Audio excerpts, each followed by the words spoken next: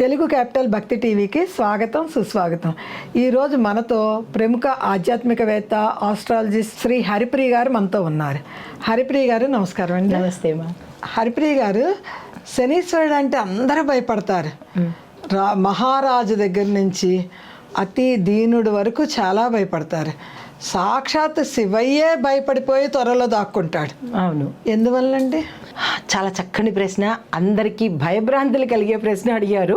మనకి నవగ్రహాలలో కర్మప్రదాత శనేశ్వరుడు. కర్మప్రదాత అంటే మనిషి ఏ కర్మ అయితే, కర్మ అంటే పని చేయడము, కర్మ అంటే పని, అది ఏ పనైనా కానీ అది కర్మ. మంచిదైనా చెడుదైనా, కూర్చున్నా నుంచున్నా ప్రతిదీ పని, అది ఏదైనా కానీ. అయితే కర్మకి తగిన ఫలాన్ని ఇచ్చేవాడు శనేశ్వరుడు అనమాట. మిగతా గ్రహాలు ఏంటంటే వాటి ఫలితాలను మాత్రమే ఇస్తాడు, జీవి చేసుకున్న ఫలితాలను మాత్రమే ఇస్తాడు. కానీ శనేశ్వరుడు మాత్రము కర్మని కడిగేస్తాడు, కడిగేస్తాడు. కానీ బాధలు చాలా ఉంటాయి కదా. మరి కర్మను బట్టే కదా ఉంటాయి బాధలు. మనం చెడు కర్మ చేసుకుంటే బాధలు ఎక్కువ ఉంటాయి, మంచి కర్మ చేసుకుంటే దానికి తగిన ఫలితాన్ని ఇస్తాడు. కానీ శనేశ్వరుణ్ణి అందరూ తిడతారు. మనుషులతో పోల్చేటప్పుడు కూడా శనిలా దాపురించాడంటారు, శనిలాగా పట్టుకున్నాడు అంటారు. కానీ అది చాలా తప్పమ్మా. ఎందుకు అంటే శని అంతటి మహా ఉదారుడు, మహానుభావుడు నిజంగా ఏ గ్రహాలు లేదమ్మా. శనేశ్వరుడు అంత ఉదాత్తుడు అనమాట. అంత ఉదాత్తుడు, చాలా ఎంత దయామయుడో. ఆ పేరు వింటేనే భయపడిపోతారు, ఆ పేరు ఉచ్చరిస్తానికి కూడా భయపడతారు. అది ఎవరు భయపడతారు? తప్పుడు పనులు చేసే వాళ్ళు మాత్రమే. ఇప్పుడు పోలీసు ఉన్నారు, పోలీస్ డిపార్ట్మెంట్లో ఉన్న వాళ్ళు ఉన్నారు అనుకుందాం. పోలీసుని చూస్తే మనం ఎందుకు భయపడతాం? నమస్తే అండి అంటాం, మనం పక్కకి వెళ్ళిపోతాం, వాళ్ళని రెస్పెక్ట్ ఇస్తాం, పక్కకి వెళ్ళిపోతాం. అవును కదా. అదే ఒక దొంగ ఎదురుబడి నిలబడగలడా? అమ్మో, ఎందుకు? పారిపోతాడు కదా. అంటే అలాగే శనేశ్వరుడు కూడా మంచి చేసే వాళ్ళకి చాలా అందంగాను దయామయుడుగాను కనపడతాడు, పాపులకి మాత్రమే భయంకరంగా కనపడతాడు. యమధర్మరాజు శనేశ్వరుడు ఇద్దరు కర్మ ప్రదాతలు తప్ప అందులో వాళ్ళ ప్రమేయం ఏమీ లేదు. కానీ వాళ్ళిద్దరినే చూసి భయపడతారు. అంటే అందరూ ఎందుకు? ప్రాణాలు తీసుకెళ్ళిపోతాడు, ఈయనమో హింసలు పెడతాడు. హింస కాదు, అది మనం చేసిన తప్పులకి మనకి పనిష్మెంట్ అంతే. అది ఎప్పుడు చేసామో ఏమో తెలియదు, ఈ జన్మలో బాధపడతాం కదా. మరి బాధపడాలి కదా. ఎందుకు అంటే తప్పు చేశాం కాబట్టి అది కర్మను కడుగుతున్నాడు అంతే తప్ప ఆయన ఏమీ ప్రత్యేకంగా ఇవ్వలేదు. మనం ఏది చేసుకున్నామో అదే. మనం టమాటా పప్పు చేసుకుంటే టమాటా పప్పునే తింటాము అంతే తప్ప ఇంకొక పప్పు తినం కదా. మనం ఏదైతే వండుకుంటామో దాన్ని మాత్రమే మనం తినగలుగుతాము. అలాగే మనం చేసే కర్మను బట్టే ఆ స్వామి మనకి అనుగ్రహిస్తాడు. దానితో పాటు ఆయన ఏమిస్తాడు తెలుసా? ఆయుష్ ఇస్తాడు. మిగతా గ్రహాలు ఏది ఆయుష్ ఇవ్వరు, ఒక్క శనేశ్వరుడు మాత్రమే ఆయుష్ని ఇస్తాడు, ఆరోగ్యాన్ని ఇస్తాడు, దానితో పాటు యశస్సుని ఇస్తాడు, కీర్తిని ఇస్తాడు, దీనితో పాటు ఐశ్వర్యాన్ని ఇస్తాడు. అది గుర్తించకుండా ఆయన రాజయోగాన్ని కూడా ఇస్తాడు. మరి ఇన్ని ఇచ్చిన శనిదేవుణ్ణి ఎందుకు తిట్టుకోవడం? తప్పు మనం చేసి దండించిన గురువుని ఎందుకు అనుకోవడం? తప్పు కదా.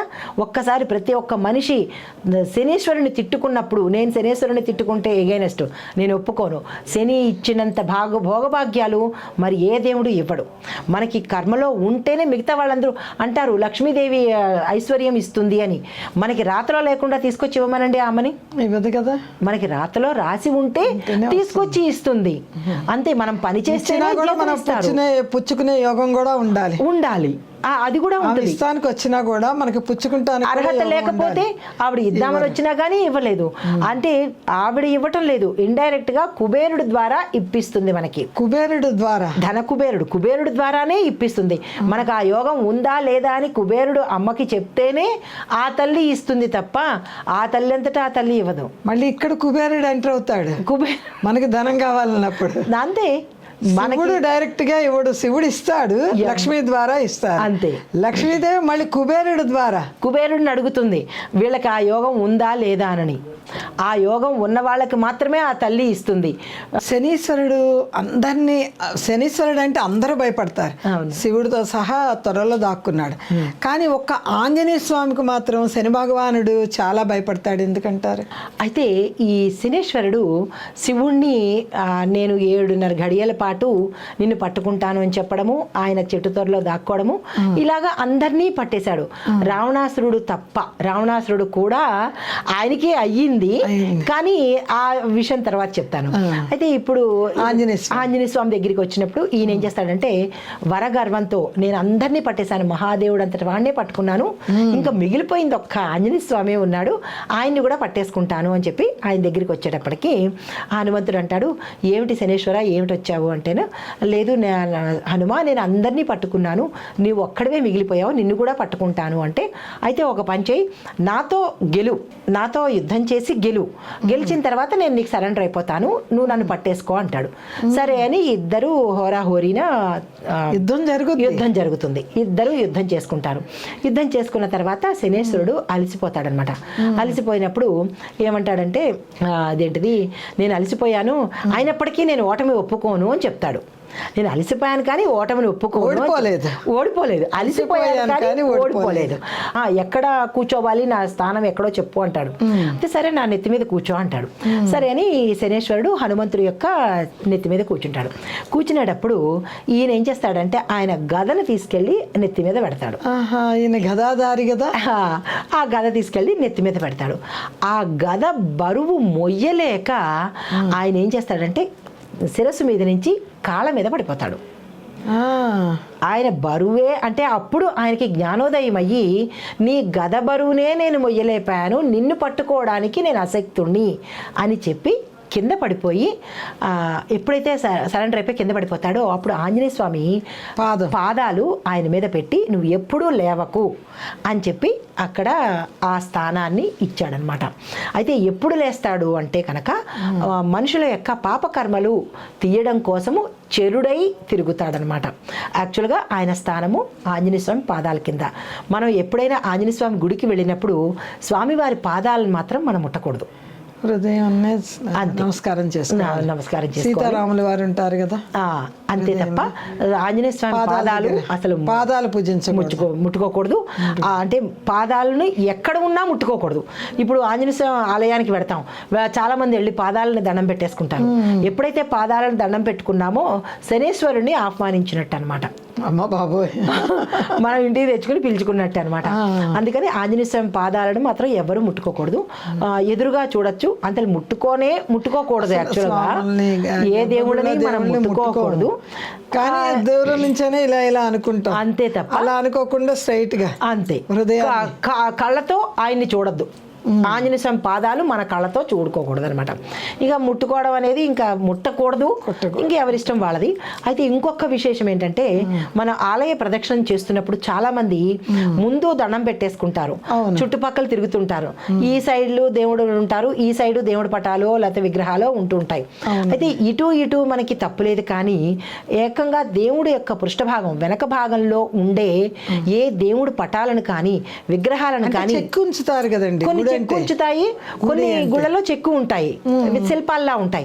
కొన్ని గుళ్ళలో ఏంటంటే ఓన్లీ పటాలు మాత్రమే పెడతారు.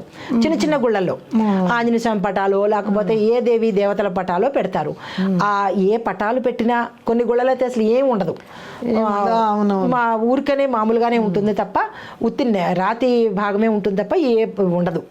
చాలా మంది తీసుకెళ్లి కొంతమంది పసుపు కుంకాలు వేస్తారు ఆ బోర్డర్కి. అవునవును, పసుపు కుంకాలు వేసేస్తూ ఉంటారు.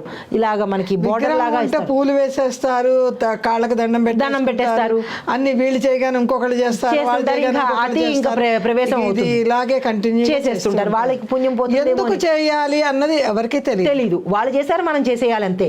కొంతమంది ఇంకా ఏం చేస్తుంటారంటే పైత్యం ప్రకోపించి వెనకాల భాగానికి పసుపు రాసేయడం, బొట్లు పెట్టేయడం, ఆ బొట్ల దగ్గర కొంతమంది కాయిన్స్ పెట్టడము, పువ్వులు పెట్టడము, అసలు ఎవరు స్టార్ట్ చేశారో తెలియదు. అది ఇంకా అది చేశారు, వాళ్ళకి చేశారు, ఎందుకు చేశారు అక్కర్లేదు, ఎవరు చేశారో అక్కర్లేదు, అమ్మో పుణ్యం అంతా వాళ్ళకి వెళ్ళిపోతేనో నాకు రాకపోతేనో అని ప్రతి ఒక్కళ్ళు అలా తిరుగుతూ ఉంటారు, దండం పెట్టేసుకుంటారు, అక్కడే ముద్దులు కూడా పెడతారు. చాలా మందిని చూశాను, మూతి తీసుకెళ్ళి అక్కడ పెడుతూ ఉంటారు.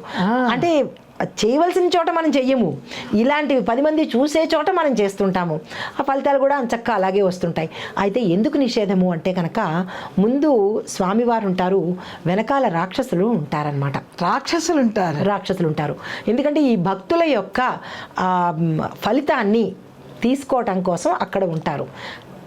ఏంటి భక్తుల దగ్గర ఉన్న పుణ్యాన్ని లాగేసుకుంటారు. అసలు ఈ భక్తులకి పుణ్యం ఎక్కడ ఏడుస్తుంది కనుక ఆ ఉన్న పుణ్యమే లాక్కోవడం కోసం వాళ్ళు అసలే పుణ్యం వచ్చేదే అతి తక్కువ, ఎంత చేసినా దాంట్లో వాళ్ళు లాగేసుకుంటే ఇంకేం మిగులుతుంది. అదే కదా, అందుకనే ఆ భాగాన్ని ముట్టద్దు అని చెప్తారు.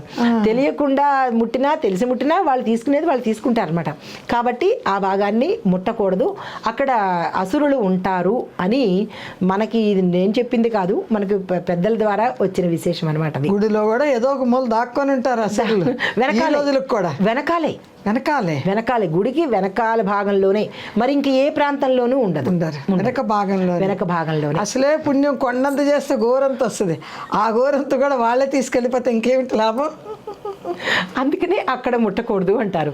నెక్స్ట్ ప్రదక్షిణలు చేసేటప్పుడు అంటే మనకి ధ్వజస్తంభం ఉంటే ధ్వజస్తంభం చుట్టూ తిరుగుతాము. కొంతమంది 1 గంటే కొడతారు, 1 గంట మృత్యుగంట 3 కొట్టాల్సిందే. ఇది ఎక్కడ గొడవ అంట, అందుకనే ముమ్మారు చేయమంటారు. 3 సార్లు కొట్టాలి. కొంతమంది ఒకసారి కొట్టేసి వెళ్ళిపోతుంటారు, ఒకసారి కొట్టకూడదు, అది మృత్యుగంట అనమాట.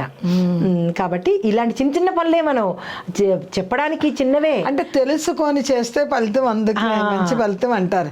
తెలియక చేస్తే తప్పులుంటాయి. మనం బాధపడుతున్నాం అంటే ఆ జోలికి వెళ్ళకూడదు. తెలియదు అనుకున్నప్పుడు ఆ జోలికి వెళ్ళకూడదు.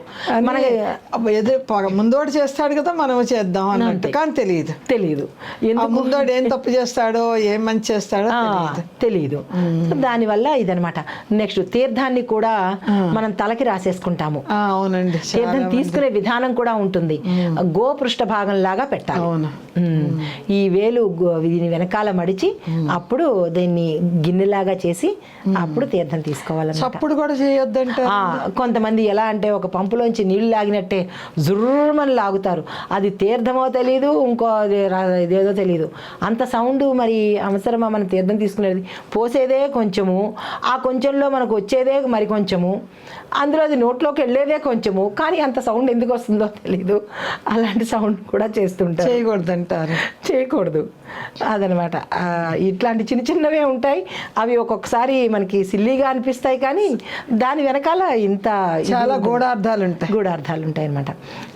నెక్స్ట్ ఈ గడపకి మనకి దేవాలయాల్లో వెళ్ళేటప్పుడు గడపకి దండం పెట్టుకొని వెళ్ళాలి. సింహద్వారం కింద గడప ఉంటుంది కదా, ఆ గడపకి దండం పెట్టుకుని వెళ్ళాలి. సామాన్యంగా ఎవరు తొక్కరు. మామూలు దాటేటప్పుడు కాకుండా దండం పెట్టుకుని వెళ్తాను. దండం పెట్టుకుని వెళ్తారనమాట. కొంతమంది దాన్ని తొక్కి కూడా పెడుతూ ఉంటారు. సో ఇలాంటి చిన్న చిన్న చిరుచురు పొరపాట్లు మనకి అవి పెద్ద పెద్దగా వస్తాయి. కానీ అందరూ అంటుంటారు నేను ఏమీ చేయలేదండి, కానీ నేను అనుభవించేస్తున్నాను. ఏమీ చేయలేదు అని మనకి తెలియదు, కానీ లెక్కలు రాసేవాడికి తెలుస్తుంది కదా. వెనకాల వెన్నంటే ఉంటాడు కదా, చెబుతానికి మన కళ్ళున్నాయి కదా సాక్ష్యం. సీసీ కెమెరాలు మనం ఎప్పుడూ మనం సీసీ కెమెరాలతోనే వెళ్తూ ఉంటాం, ప్రత్యేకంగా పెట్టించుకోక్కర్లేదు. మన కెమెరాలు మనతోనే క్యారీ చేసుకుంటూ వెళ్తున్నాం కాబట్టి ఇంకా ఎవరో చెప్పాల్సిన పని లేదు. మేమేమి తప్పు చెయ్యలేదు అని అనుకోవడం కూడా అవివేకమే, భ్రమ అంతే. ఏ తప్పుకి లెక్క, ఏ లెక్కకి ఆ లెక్క భగవంతుడు తీర్చేస్తుంటాడు ఎప్పటికప్పుడు. చాలా వివరాలు వివరించారు, చాలా చాలా సంతోషము. ఇవన్నీ తెలియకుండా కూడా ఎవరో తెలిసి చేసినా తెలియక చేసినా తప్పే అంటారు. అందుకని ఇలాంటి తప్పులు ఎవరో చేయకుండా అందరము చక్కగా చేసుకుంటే చాలా మంచిది. నమస్తే.